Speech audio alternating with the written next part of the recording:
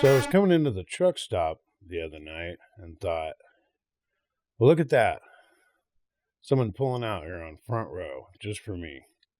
Perfect. And then I'm like, what is this guy doing over here?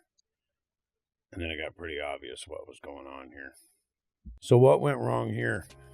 I don't really know. I would have to imagine that he didn't set the brakes, which one of the things at Walmart is that, and I know other trucks have this, they have it to where if you don't set the brake and you open that door and get out, the horn starts honking like crazy. And so obviously his truck or his company doesn't have that. I'm pretty amazed though, because he's got a bag in his hand. So I'd have to assume that he'd already went in the truck stop and came back out. So that truck decided to roll like quite a bit later. Let's take a look at it. So here I am coming in like you saw here in the beginning. Saw the truck, but I thought it was something else. I didn't realize that this was a truck just rolling. But I realized here's this guy. And I'm thinking, are they leaving him or something? And then I realize it's this that he's running for. It's this truck right here. And I'm trying to figure out, is someone leaving him behind or is he trying to beat the truck? He drops the bag and it becomes obvious what's going on here. At this point here, I'm thinking, what is taking so long to get this door open? And then I realized he's trying to unlock the door. Well, lucky for him, he got it stopped literally at the last second. If it was me, I think I would have tried to pull the red line right here. The only problem with getting into this spot right here is that, well, two things. One, trying to get up in there, you can get ran over by the tandem so easily. Number two, let's say you do get up in there, get up on the ladder or the catwalk and pull it, you're going to slam into that cab so hard. So really, what can you do? Well, the best thing to do is to maintain your focus. I mean, obviously, I get it. It's been like a 14-hour day probably for this guy. He's tired. He just wants to get it parked, get inside, probably hungry. That's probably what he had in the bag, dinner or something. And just want to get it done, right? And so parked it, jumped out, didn't pull the brake, and then just went inside. You know, years ago, I did not exactly the same thing, but I had backed into a trailer and then I was hooking up to it. And I applied the air to the trailer because I wanted to go out and hear if there was any air leaks anywhere in the trailer. Well, I hadn't pulled the brake on the tractor. Well, everything was fine because I had my landing gear on the ground. I hadn't lifted it up yet. And so I went and lifted the landing gear up. And by the way, there's something important about what I'm explaining to you. I wasn't doing my normal routine. It was out of order. I don't remember exactly how I did it back then, but I know that was the cause of it.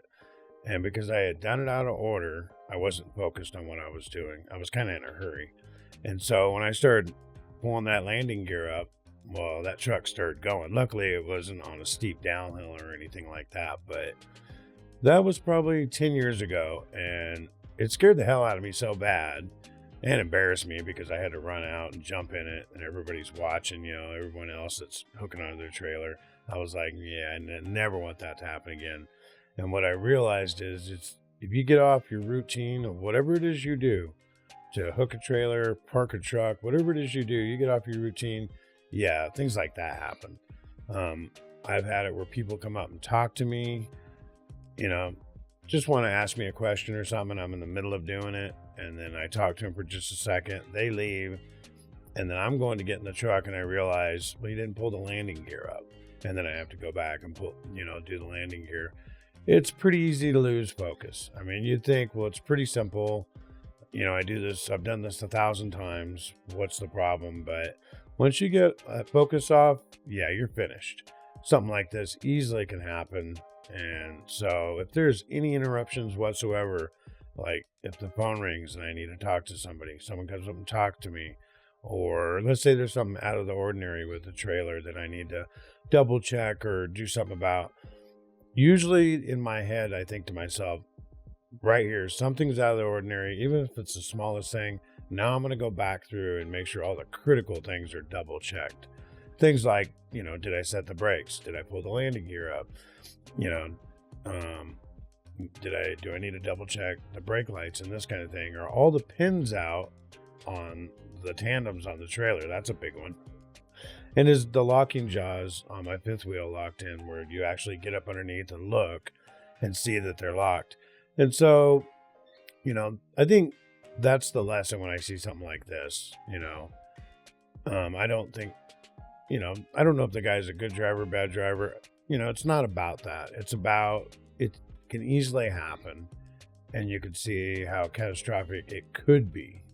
I don't have any videos of anybody running into anything or running anybody over, and probably wouldn't want to show that anyway. But, I'm sure that from here on out, that guy's probably going to double, triple check everything. I was told once, there's only one way to learn. And I said, which way is that? And they said the hard way. Well, I don't believe that. I think that you can learn the easy way. It's just, you gotta put the work in and do the extra. So, yeah, you never know what you're going to see when you pull up in the truck stop. So like I said, I came across this and I just thought, perfect example of not having focus for whatever reason. Like I said, he was probably tired, just in a hurry. It's only my guess. Pretty unlikely there was brake failure or something like that, or some mechanical issue. I mean, this is pretty plain and simple. He just forgot to put the brakes on, period. Unless there's somebody in that truck that pushed it or something, but I don't think so. I think it was just him. I mean, like I said, he was skipping along the side there trying to unlock the door. So, yeah, try not to get to this point. Do your double, triple checking, every time, and you won't be put in this position. So that's what I got to share with you today. Catch you guys next week. So real quick, I want to let you guys know that I don't normally ever mention this, but if you're thinking about working for Walmart and you don't really know where to start, you go to drive4walmart.com, and it'll give you all the details of where they're hiring or what the requirements are to get a job there and such as that. And one of the things that I've said on a lot of my videos is that if you get a referral, then your application gets put to the top of the stack, or basically you'll get a call back sooner than if you didn't have a referral.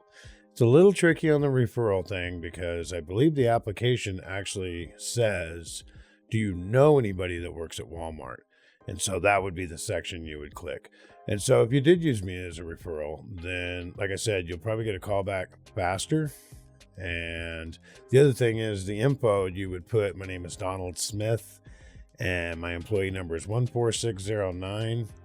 And I work out of the DC in Red Bluff, California. And the DC number is 6826. So put that info in there. I would really appreciate it. It'll help me out and it'll help you out too, so that you can get a call back sooner.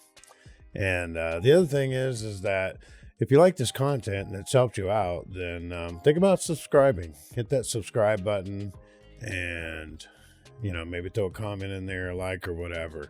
And I appreciate you guys watching. All right. I'll catch you guys later.